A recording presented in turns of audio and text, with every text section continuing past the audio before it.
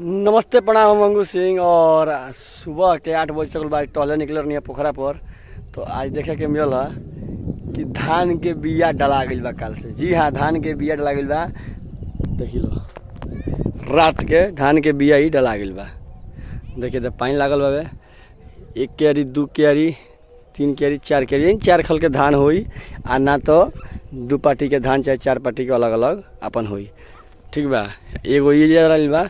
बच्चा खेलता सन, टहले आ रही है सुबह सुबह। हम देखी लो होनियो धान के बिया पड़ गई बा। रास्ता पर से हम देखनी है। ठीक बा। पानी एक सूख गई बा। ये सब काल के शाम के पड़ल बड़ी सन। आ पोखरा पर ले जा घर बसल चालू हो गए नहीं। खेत में घर हो गई बा खूब बढ़िया। हो जाए एगो घर हो गई बा, एगो हो जा घर हो गई बा।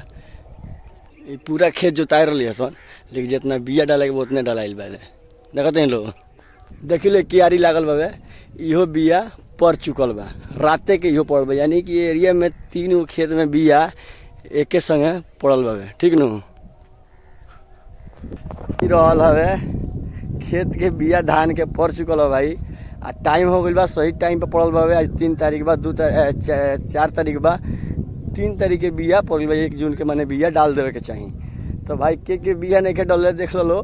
टाइम हो गई बा, अपन बिया डाल लो। ठीक बा। ना तो घरे बताओ दूर से वीडियो से भाई बिया डाले के टाइम हो गई बा धान के खेती के। ना तो पछुआई तो रोपे में बड़ा गजन हो जाए। ठीक बा। हाँ, तो ये बाहर नाचपुर के नज़ारा देखी कितना वहीं ठंडा मौसम बा। कहीं जिए पर टहले निकल बनी खाली पैर।